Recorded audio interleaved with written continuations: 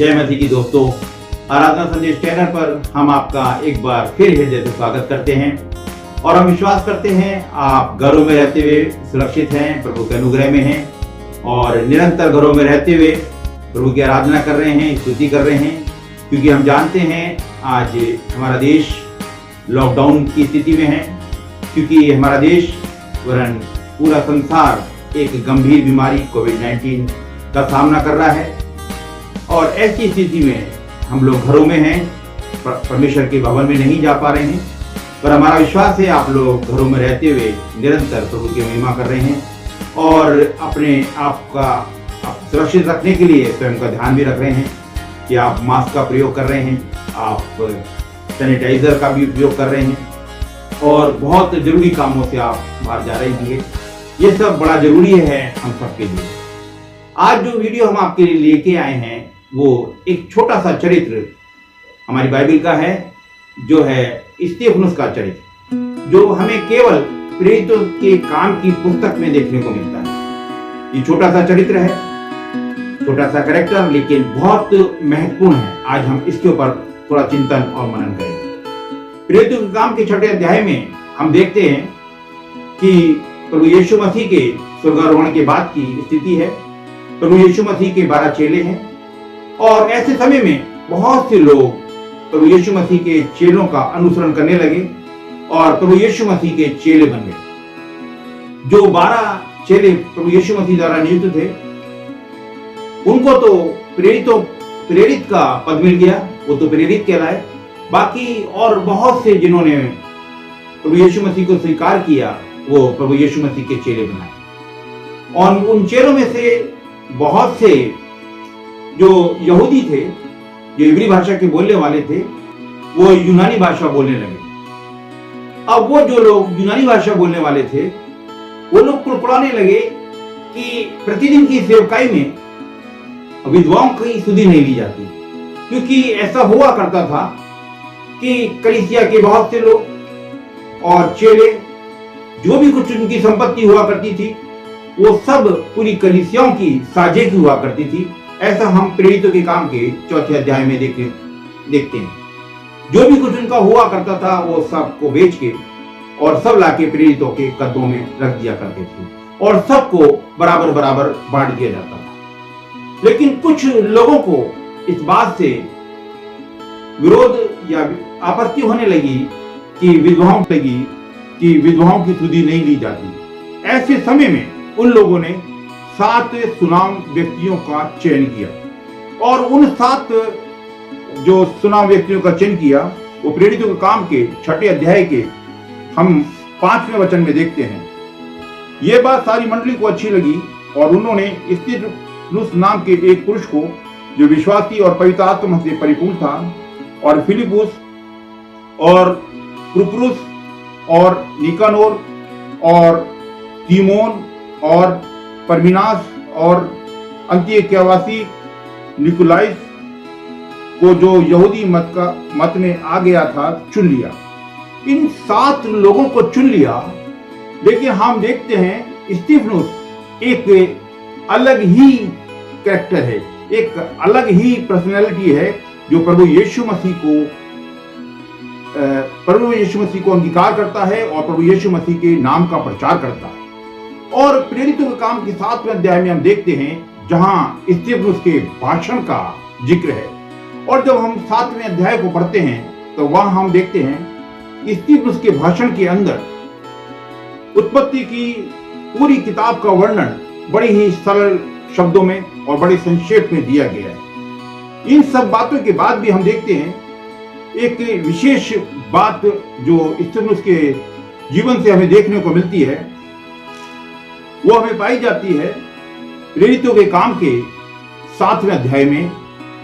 और उसका 56 वचन इस प्रकार लिखा है, जहां स्तेफनुस अपने शब्दों में कहता है, कहा, देखो मैं स्वर्ग को खुला हुआ और मनुष्य के पुत्र को परमेश्वर की दाहिनी ओर खड़ा हुआ देखता हूं। ये एक वो जन है जिसने लिखा है कि परमेश्वर के दाहिनी ओर खड़ा हुआ देखता हूं, यानी स्वर्ग को खुला हुआ देखता है और मनुष्य के पुत्र को परमेश्वर के दाहिनी हाथ पे खड़ा हुआ दिखता है। ये एक बहुत बड़ी बात हम देखते हैं कि स्तिफनुस के जीवन के अंदर हमें देखने को मिलती है। यहां हमने देखा 7 सुनाम व्यक्तियों का चयन किया गया, लेकिन एक स्तिफनुस ही ऐसा व्यक्ति है कि जिसके विषय में लिखा है कि स्वर्ग को खुला हुआ देखा।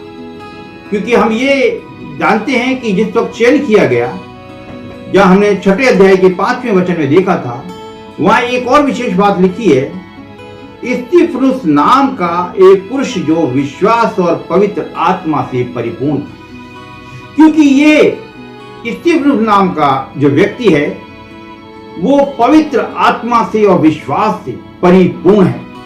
और आगे हम देखते हैं कि इसका वध किया जाता है, इसको पथराव करके मारा जाता है। लेकिन जिस वक्त इसको पथराव करके मारा गया, इसलिए बड़े खूबसूरत शब्द कहे। वो शब्द अगर हम पढ़ें तो इस प्रकार लिखा है, प्रेरितों के काम 7वां अध्याय और उसका 59 और 60 वचन, 2 वचन हम पढ़ेंगे।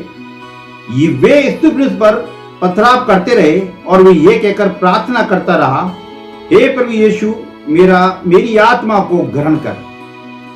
फिर घुटने टेक कर ऊंचे शब्द से पुकारा, हे प्रभु, ये पाप उन पर मत लगा। और ये कहकर वो सो गया।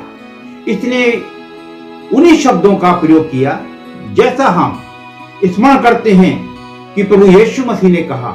प्रभु यीशु मसीह ने भी इसी तरीके के शब्दों का प्रयोग किया, जिसका प्रचार अक्सर हम गुड फ्राइडे के दिन सुनते हैं, जहां प्रभु यीशु मसीह कहते हैं, मैं अपना आत्मा तुझको सौंपता हूं। उसी तरह के शब्द लिखा है, यीशु मेरी आत्मा को तू ग्रहण कर। और फिर घुटने टेक कर ऊंचे शब्द से पुकारा, हे प्रभु, यह पाप उन पर मत लगा। प्रभु यीशु मसीह ने भी इसी तरह के शब्दों का प्रयोग किया, हे पिता, इन्हें क्षमा कर, क्योंकि ये नहीं जानते कि क्या कर रहे हैं। इसके अलावा एक और महत्वपूर्ण बात हम स्तिफनुस के जीवन से देखेंगे, जो कि पौलुस अपने शब्दों में लिखता है। प्रेरितों के काम उसका 22वां अध्याय और उसके 20वें वचन में इस प्रकार लिखा है, जब तेरे गवाह स्तिफनुस का लहू बहाया जा रहा था, तब मैं भी वहां खड़ा था और इस बात में सहमत था और उसके घातकों के कपड़ों की रखवाली करता था। यहां पर पौलुस उस समय की बात को बता रहा है जब वो शाऊल कहलाता था और वो मसीहों का विरोधी था, प्रभु यीशु मसीह का विरोधी था। और जो लोग प्रभु यीशु मसीह के पीछे चला करते थे, उसके गवाह थे, उन लोगों को वो सताया करता था। और जब स्तिफनुस का वध किया गया, उसे मारा गया, उसे पथराव किया गया, तब हम देखते हैं कि शाऊल, अगर ये पौलुस को हम शाऊल कहें तो ज्यादा बेहतर होगा, कि शाऊल वहां पे खड़ा था और इस बात से वो सहमत भी था कि स्तिफनुस को पथराव करके मारा जाए। लेकिन आज जब हम पौलुस की स्थिति में शाऊल है, जब इसने प्रभु यीशु मसीह को ग्रहण कर लिया है, इसका हृदय परिवर्तन हो चुका है, ऐसे समय में निश्चित रूप से ये यहाँ अफसोस जाहिर कर रहा है और कहता है कि मैं भी वहां पर खड़ा था और मैं इससे सहमत था। आज हमने अलग अलग जगहों से देखा, स्तिफनुस के चरित्र को देखा, एक छोटा सा चरित्र जिसका बहुत कम वर्णन हम देखते हैं, लेकिन ये विश्वास में और अनुग्रह में परिपूर्ण था। और इस व्यक्ति ने आकाश को खुला देखा, परमेश्वर के दाहिने ओर मनुष्य के पुत्र को खड़ा देखा। और पौलुस अपने शब्दों में कहता है कि ये तेरा गवाह है। निश्चित रूप से ये स्तिफनुस एक कोई साधारण चरित्र नहीं है, एक बहुत ही महत्वपूर्ण चरित्र हमें बाइबल में देखने को मिलता है। हमने उचित समझा कि आज एक छोटे से वीडियो के माध्यम से आपका परिचय स्तिफनुस से कराएं, और मैं आशा करता हूं ये आप सबके लिए लाभप्रद होगा। आमीन।